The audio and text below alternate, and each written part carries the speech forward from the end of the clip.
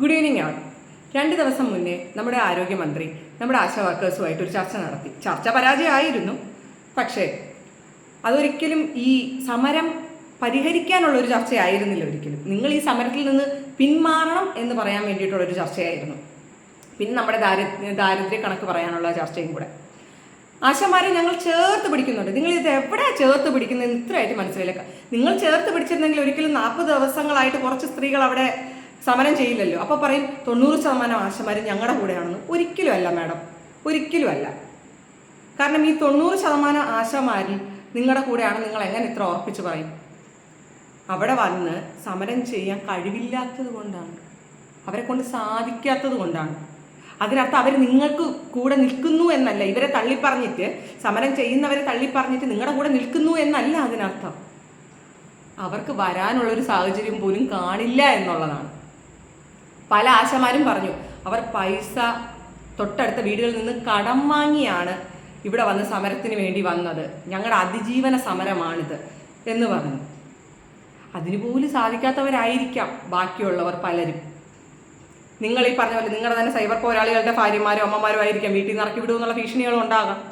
അപ്പോൾ അവരെങ്ങനെ വരും? സ്വാഭാവികം വരും. പിന്നെ ഇവിടെ സമരം ചെയ്യുന്ന ആശാമാർ ഒരിക്കലും അവരെ സ്വന്തം ലാഭത്തിന് വേണ്ടി ചെയ്യുന്നൊരു കാര്യമല്ലല്ലോ. ആവശ്യപ്പെടുന്നതിൽ എന്ത് നിങ്ങൾ അംഗീകരിച്ചാലും അത് ഈ കേരളത്തിലുള്ള എല്ലാ ആശമാർക്കും അതിൻ്റെ ഫലം കിട്ടുന്നുണ്ട്. അപ്പോൾ അവർ എല്ലാവരുടെയും പ്രതിനിധിയായിട്ടാണ് ഇവർ സമരം ചെയ്യുന്നത്. ഇനി കാര്യത്തിലേക്ക് കിടക്കാം.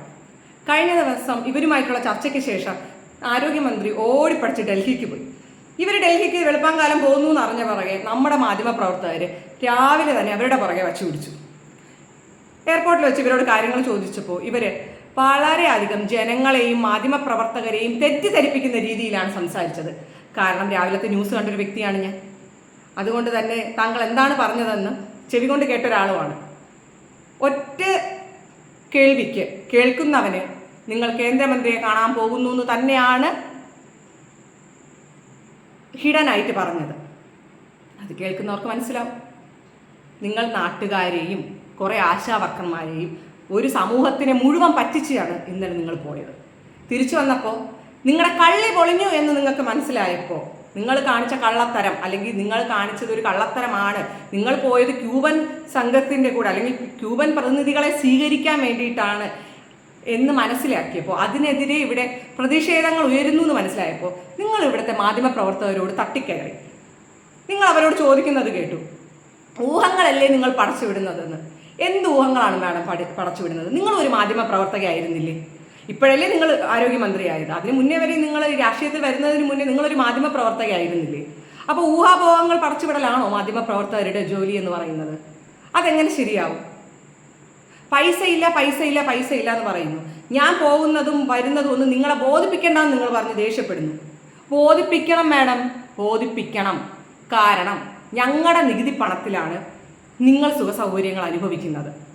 അപ്പോൾ നിങ്ങൾ ബോധ്യപ്പെടുത്തണം. ഇവിടെയുള്ള കേരളത്തിലെ ഓരോ ജനങ്ങളെ നിങ്ങൾ ബോധ്യപ്പെടുത്തണം. കാര്യം ഞങ്ങൾ തന്ന വോട്ടിലാണ് നിങ്ങൾ നിലനിൽക്കുന്നത്. അപ്പോൾ നിങ്ങൾ ഉറപ്പായിട്ടും ഞങ്ങളെ ബോധ്യപ്പെടുത്തണം. അത് നിങ്ങളുടെ കടമയാണ്. കാര്യം ഞങ്ങൾ വോട്ട് ചെയ്തിട്ടാണ് നിങ്ങൾ ഇന്ന് AC റൂമിലിരിക്കുന്നത്. അപ്പോൾ നിങ്ങൾ മറുപടി പറയണം.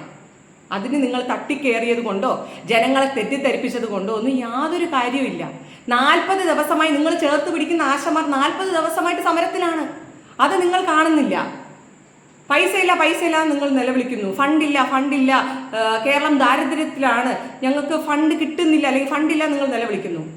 പിണറായി സർക്കാരിൻ്റെ 4ാം വാർഷികം അതിവിപുലമായി ആഘോഷിക്കാനാണ് നിങ്ങൾ തീരുമാനിച്ചിരിക്കുന്നത്. അതിന് ഫണ്ടുണ്ടോ?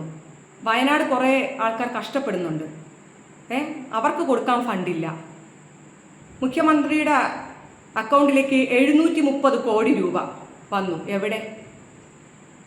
എവിടെയാണത് ഇതൊക്കെ? അപ്പോൾ നിങ്ങൾക്ക് പാർട്ടി സമ്മേളനങ്ങൾ നടത്തുന്നതിനും, നിങ്ങൾക്ക് ഡൽഹിക്ക് പോകുന്നതിനും, നിങ്ങൾക്ക് വിദേശ രാജ്യങ്ങൾ സന്ദർശിക്കുന്നതിനും, അതുപോലെ നിങ്ങളുടേതായ പാർട്ടി പരിപാടികൾ സംഘടിപ്പിക്കുന്നതിനും, വാർഷികങ്ങൾ ആഘോഷിക്കുന്നതിനും നിങ്ങൾക്ക് ഫണ്ടുണ്ട്. സാധാരണക്കാരായ കുറച്ച് സ്ത്രീകൾ അതിജീവനത്തിന് വേണ്ടി അവിടെ വന്ന് കിടപ്പുണ്ട്. ആരോഗ്യമന്ത്രി വീണ ജോർജ് പറയുകയുണ്ടായി, കേന്ദ്ര പദ്ധതിയാണ് ആശയം. കേന്ദ്ര പദ്ധതി അല്ല ആശയം ഇവിടെ ആരും പറഞ്ഞിട്ടില്ല. പക്ഷേ ഓരോ സംസ്ഥാനത്തും ഓണറേറിയം കൂട്ടിക്കൊടുക്കുന്നത് അവിടുത്തെ സർക്കാരാണ്. ഒരിക്കലും അത് കേന്ദ്ര സർക്കാരല്ല കൊടുക്കുന്നത്. കേന്ദ്രത്തിൽ നിന്ന് കിട്ടുന്നത് ഇൻസെൻറ്റീവാണ്. ഇവിടെയുള്ള ആശമാ സമരം ചെയ്യുന്നതും അവർക്ക് ഓണറേറിയം കൂട്ടിക്കൊടുക്കണം എന്ന് പറഞ്ഞിട്ടാണ്. വിരമിക്കൽ ആനുകൂല്യവും ഓണറേറിയവും കൊടുക്കണമെന്ന് പറഞ്ഞിട്ടാണ് അവർ സമരം ചെയ്യുന്നത്. നിങ്ങൾ ആരെയാണ് പറ്റിക്കാൻ നോക്കുന്നത്? തെറ്റിദ്ധാരണകൾ പടർത്തി നിങ്ങൾ ആരെയാണ് പറ്റിക്കാൻ നോക്കുന്നത്? നിങ്ങൾ ഇന്നലെ ഡൽഹിക്ക് പോയത് പോലും ഞങ്ങളുടെ പൈസയ്ക്കാണ്. ഞങ്ങൾ ഈ സാധാരണക്കാരായി ഞങ്ങൾ തന്ന നികുതി പണത്തിലാണ്. അതുകൊണ്ട് പൊതുജനത്തിന് വീണ്ടും കഴുതയാക്കാൻ ശ്രമിക്കണ്ട. പിന്നെ എൻ്റെ ഈ വീഡിയോ കണ്ടിട്ട് നമ്മുടെ സൈബർ പോരാളികൾ ആരും ഇങ്ങോട്ട് കഷ്ടപ്പെട്ട് ഓടി വരണമെന്നില്ല. സത്യം പറഞ്ഞു കഴിഞ്ഞാൽ സംഖ്യയും കൊങ്ങിയും ഒക്കെ ആകും, സാരമില്ല. ഇപ്പോഴും ഞാൻ എന്തോ ആണെന്ന് നിങ്ങൾക്കൊരു തീരുമാനമായിട്ടില്ല, നിങ്ങൾക്കൊരു ഉറപ്പില്ല. ഇതിപ്പോൾ സംഖ്യയാണോ കൊങ്ങിയാണോ നിങ്ങൾക്ക് ഉറപ്പില്ല. പക്ഷേ ഇതിൽ ഓടിപ്പടച്ച് വരുന്ന നിങ്ങൾ ആരാന്ന് മനസ്സിലാവുന്നുണ്ട്. സത്യം വിളിച്ചു പറയുന്നവരെ എന്താ പറയുക, രണ്ടായിട്ട് അങ്ങോട്ട് വലിച്ചു കീറാനുള്ള ദേഷ്യവും ഒക്കെ നിങ്ങൾക്കുണ്ടാവും. അതങ്ങ് കയ്യിൽ വച്ചിരുന്നാൽ മതി. ഇനിയും ഞാൻ പറയും.